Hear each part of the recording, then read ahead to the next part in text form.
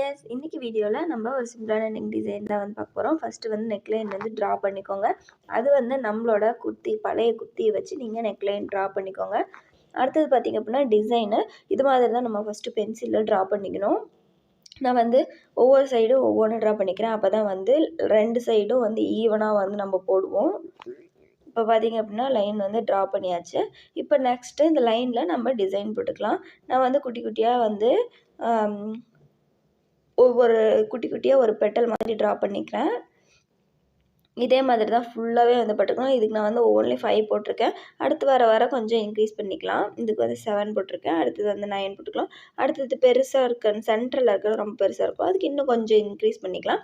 இதே போல் ஃபுல்லாக போட்டு முடிச்சிடலாம். நான் வந்து 2 கலர் த்ரெட் தான் யூஸ் பண்ண போகிறேன் இதில். இப்போ வந்து நான் ஃபஸ்ட்டு இந்த லைன்ஸ்க்கு எல்லாமே வந்து பார்த்திங்க அப்படின்னா சாண்டில் கலர் கொடுத்துட்றேன். நீங்கள் வந்து என்ன கலர் கிளாத் எடுக்கிறீங்களோ அந்த கலர் கிளாத்துக்கு எந்த கலர் த்ரெட்டு வந்து ஷூட் ஆகும்னு உங்களுக்கு தோணுதோ நீங்கள் வந்து அந்த கலரில் போட்டுக்கலாம். அப்படி இல்லை அப்படின்னா நீங்கள் பேண்ட் வந்து என்ன கலர் யூஸ் பண்ணுறீங்களோ அந்த கலரில் குர்த்திக்கு நெக் டிசைன் வந்து போட்டிங்க அப்படின்னா அந்த வந்து யூஸ் பண்ணுறதுக்கு வந்து சூப்பராக இருக்கும். இல்லை நீங்கள் வந்து இந்த டாப்க்கு வந்து எந்த கலர் பேண்ட் வேணாலும் யூஸ் பண்ணுவீங்க அப்படின்னா எல்லாத்துக்குமே சூட் ஆகிற மாதிரி ஒரு கலர் செலக்ட் பண்ணிக்கோங்க. நான் வந்து இன்றைக்கி சாண்டில் கலர்லேயும் ப்ளூ கலர்லேயும் தான் போட போகிறேன். இது வந்து நார்மல் பேக் ஸ்டிச் தான் இதில் யூஸ் பண்ணியிருக்கேன். ரொம்ப கொஞ்சம் கிட்ட வந்து ஸ்டிச்சஸ் வந்து எடுத்துக்கிறேன் குட்டி குட்டியாக. அப்போ தான் வந்து எல்லாம் ஒரே ஈவனாக இருக்கும். அதனால் நெக் லைனுக்கும் வந்து சாண்டில் கலர் போட்டிருக்கேன். நம்ம கீழே ட்ரா பண்ணியிருக்க டிசைனுக்கும் வந்து லைனுக்கு சாண்டில் கலர் போட்டுக்கிறேன். ஒயிட் கலருக்கு சாண்டில் கலர் கொஞ்சம் லைட்டாக தான் தெரியுது. நீங்கள் வந்து வேறு ஏதாவது ப்ளூ கலருக்கு வந்து எந்த கான்ட்ராஸ்ட்டாக ஏதாவது ஒரு கலர் கூட நீங்கள் யூஸ் பண்ணிக்கலாம்.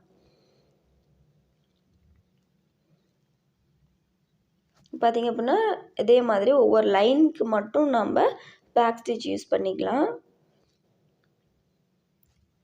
அப்படியே வந்து நீங்கள் நெக்லைன் வந்து பேக் ஸ்டிச் யூஸ் பண்ணி நீங்கள் ஸ்டிச் பண்ணவே பேரலாக நீங்கள் நம்ம ட்ரா பண்ணி வச்சுருக்க டிசைனுக்கும் அந்த லைனுக்கும் சாண்டில் கலரில் போட்டுக்கோங்க. இல்லைனா ஃபஸ்ட்டு நெக்லைன் ட்ரா பண்ணிவிட்டு ஒவ்வொரு டிசைனுக்கும் வந்து நீங்கள் ஸ்டிச் பண்ணிக்கோங்க. இது ஃபுல்லாகவே நம்ம பேக் ஸ்டிச் தான் போட போகிறோம். இதே மாதிரி நம்ம ஃபுல்லாக எல்லாத்துக்குமே பேக் ஸ்டிச் ஃபஸ்ட்டு போட்டுடலாம். பேக் ஸ்டிச்சிங்கிறனால ரொம்ப ஈஸி தான், சீக்கிரமாக முடிஞ்சிடும். இப்போ பார்த்திங்க அப்படின்னா ப்ளூ கலர் த்ரெட் எடுத்திருக்கேன். அதுவும் வந்து 3 ஸ்டாண்ட் தான் எடுத்திருக்கேன். இப்போ இதுக்கு வந்து செயின் ஸ்டிச் நம்ம போட போகிறோம். ஃபஸ்ட்டு நீடியில் இன்செர்ட் பண்ணிவிட்டு த்ரெட்டை ஹோல்ட் பண்ணிவிட்டு நீடியில் ஃபஸ்ட்டு எங்கே இன்செர்ட் பண்ணிங்களோ அங்கேயே நம்ம வெளியே எடுத்துடணும்.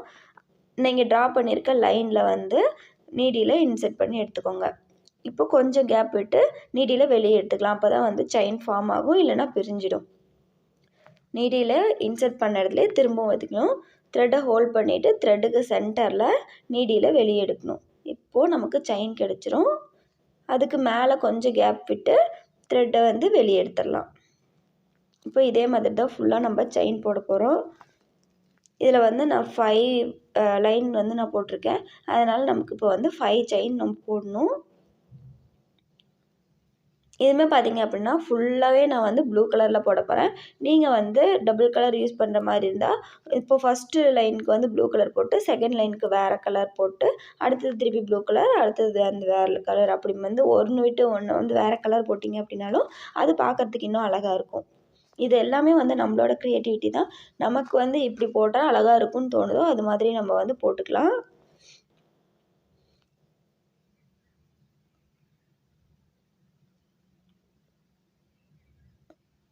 பார்த்திங்க அப்படின்னா ஃபுல்லாகவே வந்து நான் செயின் போட்டு வந்து முடிச்சிருக்கேன்.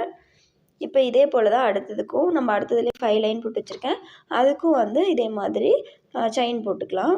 செயின் வந்து ரொம்ப ஈஸி தான். ஃபஸ்ட்டு நீடியில் வந்து எங்கே இன்சர்ட் பண்ணி வெளியே எடுக்கிறோமோ அதே இடத்துல த்ரெட்டை ஹோல்ட் பண்ணிவிட்டு எடுத்துக்கணும். 2 த்ரெட்டுக்கும் சென்டரில் நீடியில் வெளியே எடுத்துகிட்டு கொஞ்சம் தள்ளி நீடியில் எடுத்துடலாம். இப்போ வந்து செயின் ஃபார்ம் ஆகும் நமக்கு.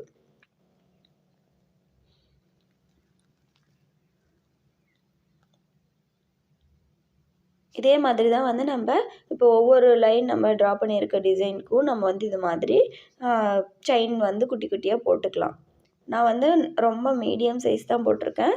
ரொம்ப பெருசாக இருந்தால் நல்லா இருக்காதுங்கிறனால பார்த்தீங்க அப்படின்னா எல்லாத்துக்குமே வந்து நம்ம போட்டு முடிச்சாச்சு. இப்போ இதே போல் லாஸ்ட் இருக்க லைனுக்கும் வந்து நம்ம செயின் போட்டுக்கலாம். இதுக்கும் பார்த்திங்க அப்படின்னா 5 செயின் தான் வரும். நீங்கள் முடிஞ்ச வரைக்கும் எல்லா செயினும் வந்து ஒரே லெவலாக இருக்க மாதிரி பார்த்துக்கோங்க. ஏன்னா அன்ஈவனாக வந்து ஒன்று சின்னதாக ஒன்று பெருசாக இருந்தால் நல்லா இருக்காது. அதனால் நீங்கள் பென்சிலில் வந்து ட்ரா பண்ணும்போது கரெக்டாக வந்து ஒரே சைஸ் வர மாதிரி ட்ரா பண்ணிக்கோங்க. அந்த ட்ரா பண்ணினது மேலேயே நம்ம த்ரெட்டு போடும்போது எல்லாமே வந்து ஒரே சைஸாக நமக்கு கிடச்சிரும்.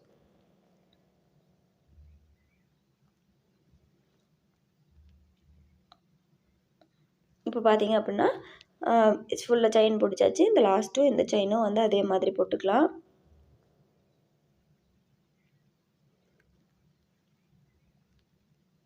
இப்போ இது இந்த செயினும் மிஸ் பண்ணிட்டேன், அதுவும் வந்து நம்ம போட்டுக்கலாம்.